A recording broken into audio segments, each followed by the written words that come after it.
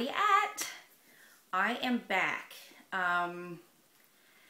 It's been a little while, but you ever get the feeling that you just need a break? Did all the Vlogmas videos of Christmas, and then went back to work after Christmas, after enjoying holidays, and then I got asked to facilitate the new course for training this year. So we've got new people who have just been hired, and my work schedule has completely changed. So I spent the latter part of January preparing for, I guess, facilitating the course and teaching the course.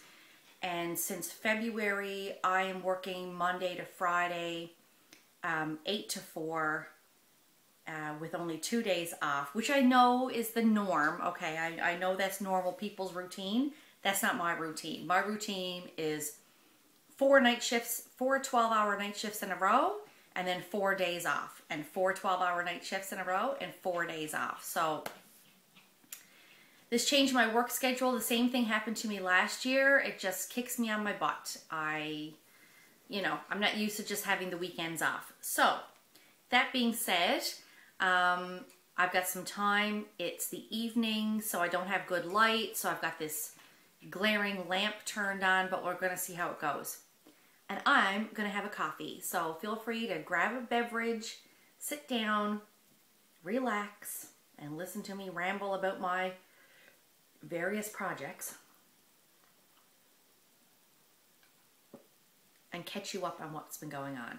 So why don't we start with my cross stitch, which is probably what you're all here for. I had an FO, a finished object, this year. Actually, last year, in 2018.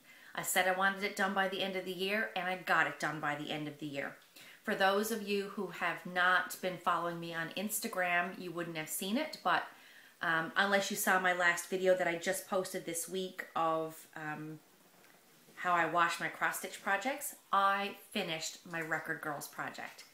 I'm so pleased with it. It turned out lovely. If you haven't seen it and you're not on Instagram, just go to my last video, the most recent one I put up, I think a week ago. It's titled something like How I Wash My Cross-Stitch Projects. It's in there. And there's some nice pictures of it. I'll see if I can insert some here so you can see it. Dink.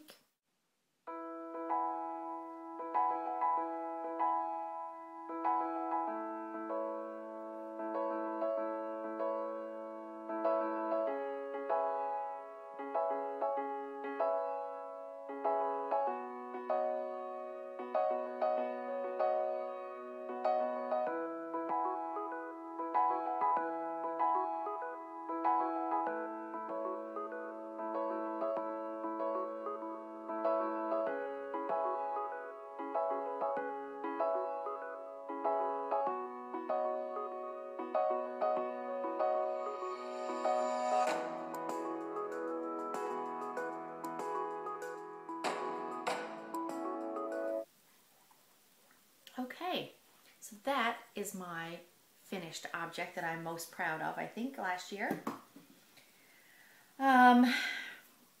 What else have I been working on and keeping myself busy with?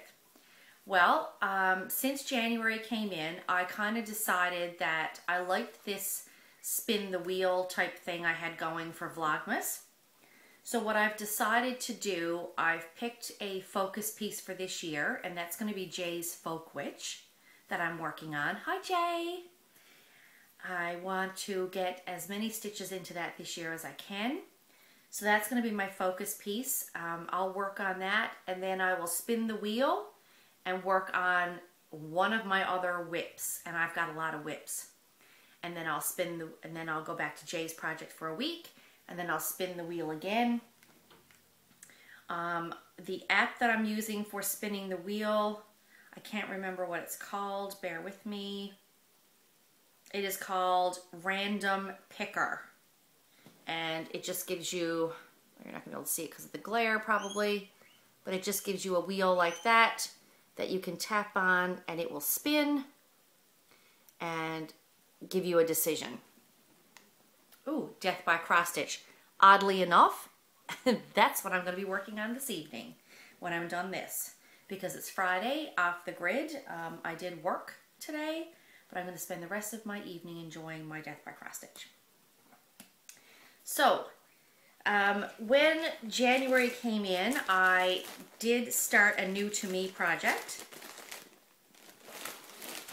This was sent to me by the lovely Ali in Australia. She brought it to me last year because she knows my mother's love of Elvis Presley. This is a Mystic Stitch chart.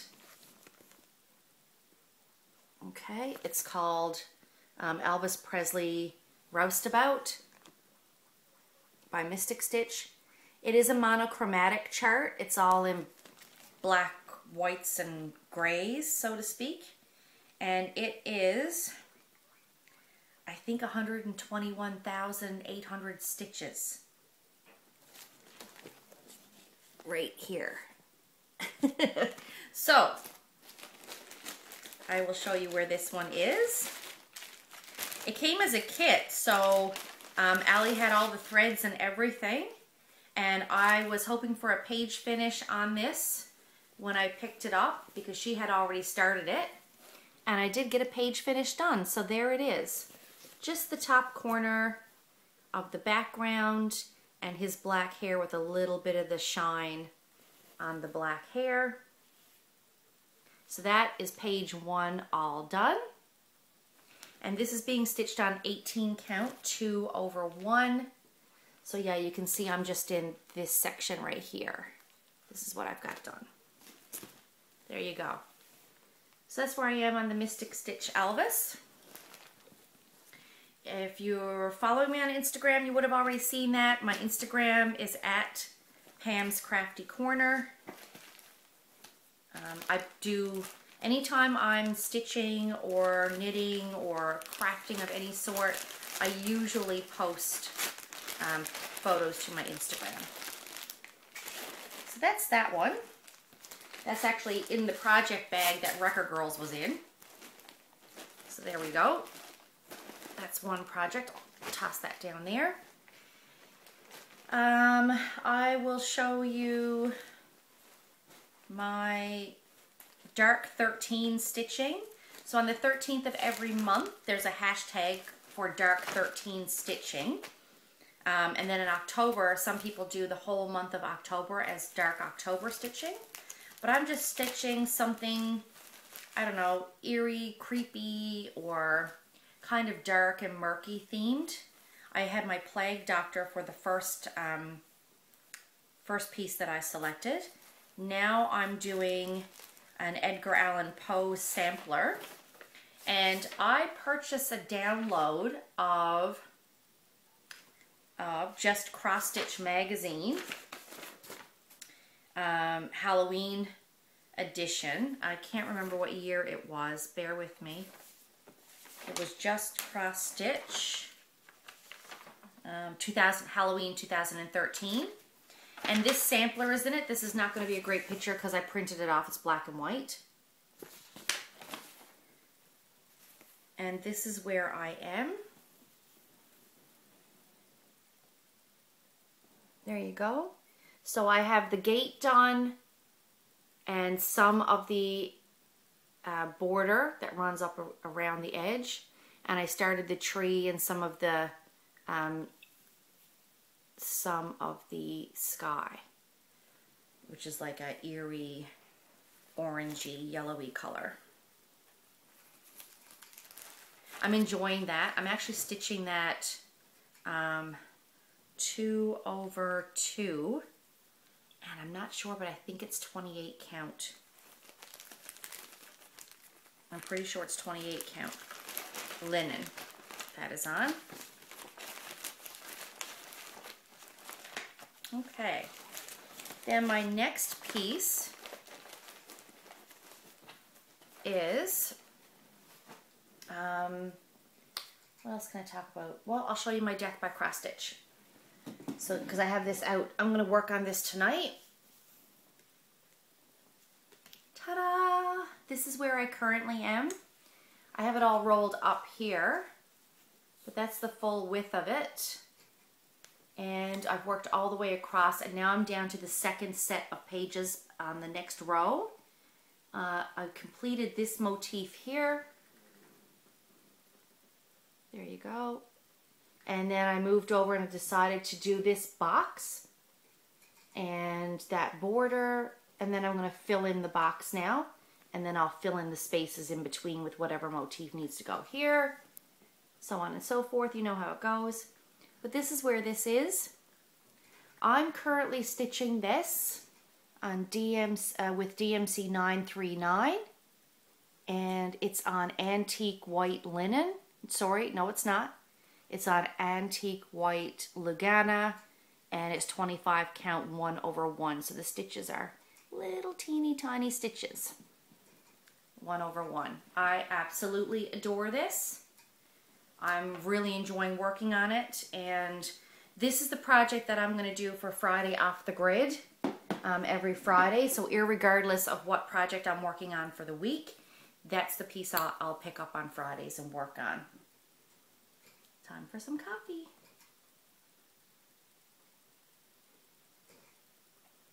Okay, so the next piece is Jay's Folk Witch, which is really coming along.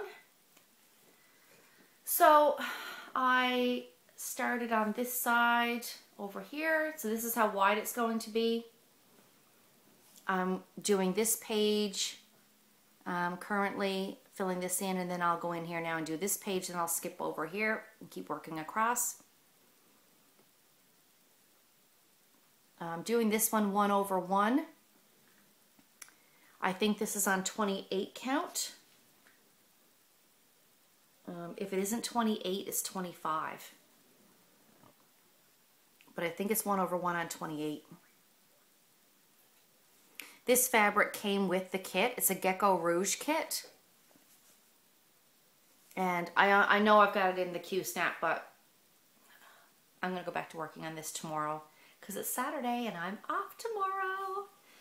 So there you go. That's Jay's Folk Witch. I love the colors in this. Like, I just love the color of her hair. And look at her hand. Like, the detail is so nice. And the mug. I love that. It's a really fun piece to work on. I really like the Gecko Rouge kit. They're a little on the expensive side, I guess, maybe. Because they come as a full kit. Like, you can't purchase just the chart only. So they send you the floss, the fabric, the chart, everything. Okay. So, I think that's it for my cross stitch. 2018 was the year I decided to teach myself how to knit, because I've been a crocheter. I've crocheted for years. And I managed to knit a few pairs of socks and a couple of shawls.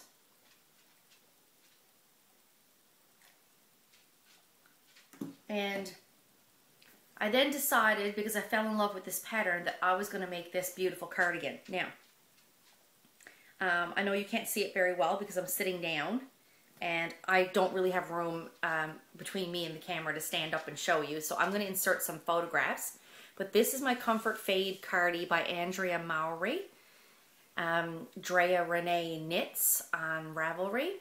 I purchased the pattern and stitched it. It's stitched in a reverse stockinette, so the purl side is on the outside for anyone who's a knitter, and the actual knit side is on the inside.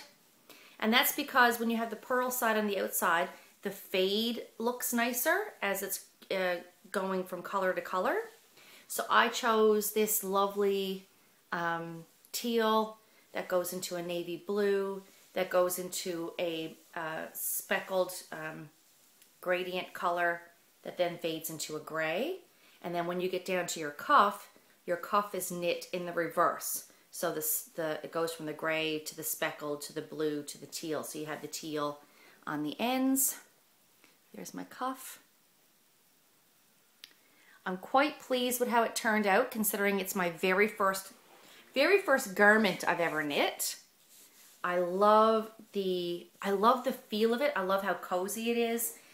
The yarn that I bought is not real heavy. It's a great weight. Down the front, it has the colors faded as well. And around the collar.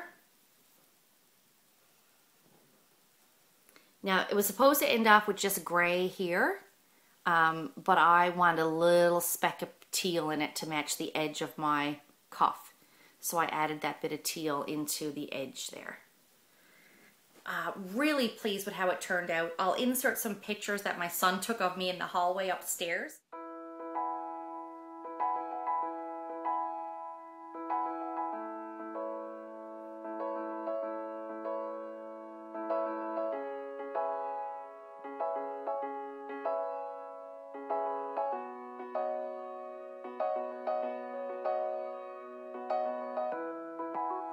Just so you can see how it looks like, you know, how long it is and how it hangs, that sort of thing.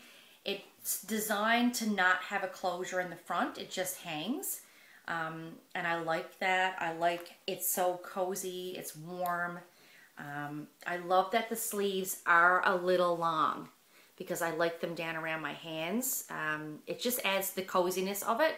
And the shawl collar is great because, again, it's around my neck and I love it. It's just so super, super cozy. I've been wearing this like non-stop since I took it off the needles and since I sewed in all my edges. I'm so pleased with how it turned out. I can't believe that I actually knit this whole garment myself. It's been fantastic.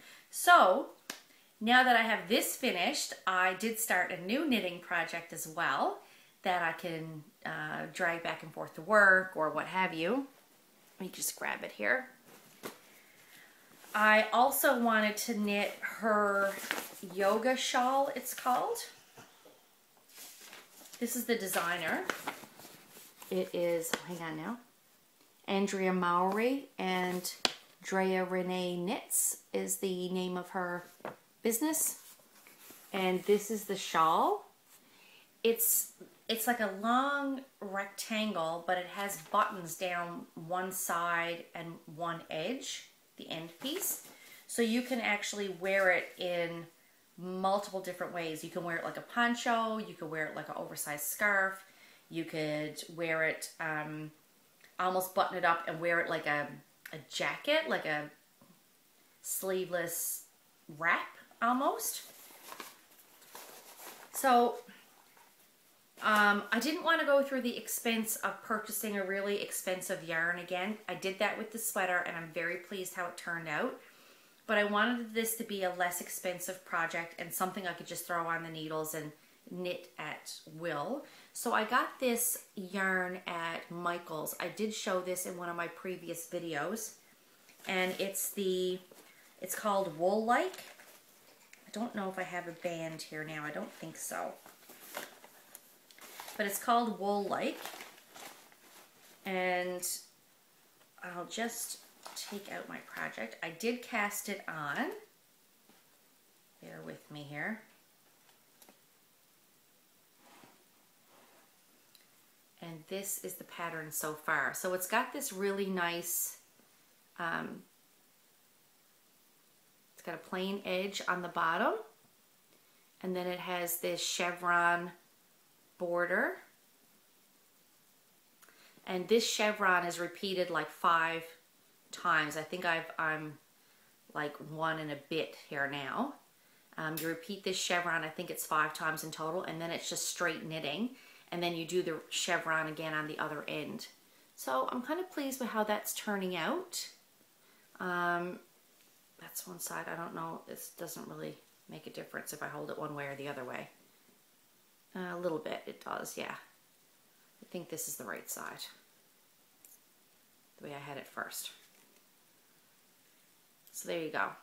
So that is the yoga shawl by the same designer as this sweater. And I'm really liking this. This chevron border though, and maybe it's because I'm a new knitter, it's not the type of thing I can sit and mindlessly knit. It will be once I get to the garter, is it a garter stitch or a stockinette? I'm not sure. It's one of the two. The rest of the body is, I can't remember if it's knit every row or knit one row, purl one row. I can't remember. Anyway, when I get to the rest of the shawl, it'll just be repeat, repeat, repeat, same thing. But this chevron, because I need to know how many to purl and how many to knit and how many to purl and then how many to, you know, so you get this border going on here. I really have to follow the pattern closely when I'm working on it. And that's why I have the space markers, the place markers in here, because it denotes where the pattern starts and stops, and then the pattern repeats to there, and then it repeats again to the next stitch marker all the way to the end. So there you go. So that's my latest cast on. And I don't have a time frame in mind when I want to have that finished. I just wanted something on the needle so I could work on it when I felt like having some knitting, some downtime knitting. There we go. So I had a couple of huge finishes, right? I finished my Record Girls and I finished this cardigan and blocked it out. And I think when I blocked it, I may have been a little too aggressive with the arm portion, like in here, because this seems to be a little wide right here for me. It isn't when I'm wearing, like it's kind of slouchy and comfy, but I don't know, maybe the next time I wash it, whenever I have to wash it again, I'll, when I lay it flat to dry, I'll not be as aggressive with stretching it out. So that is about all of my crafts that what I've been up to. Not as much stitching as I typically have because I've been working 5 days a week.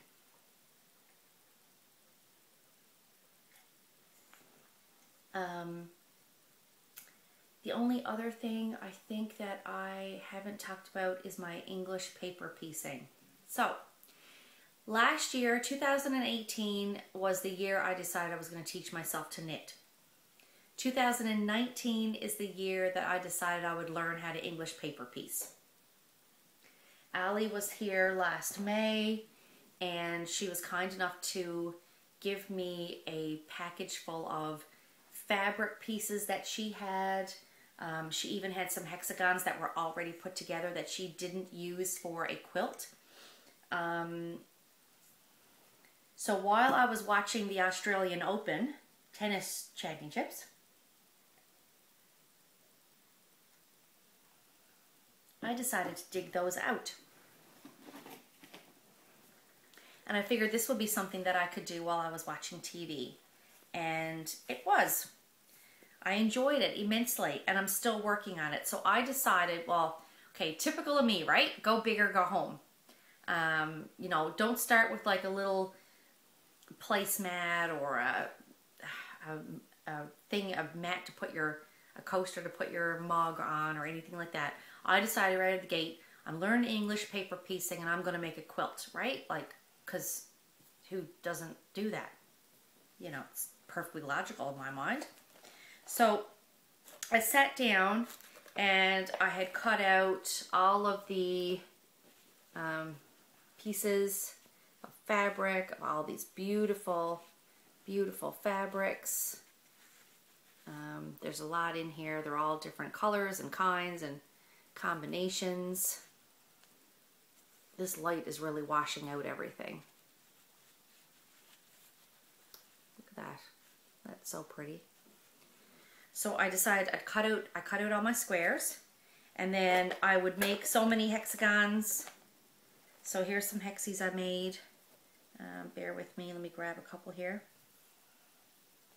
These are leftover pieces from my Snoopy fabric when I was making my project bags.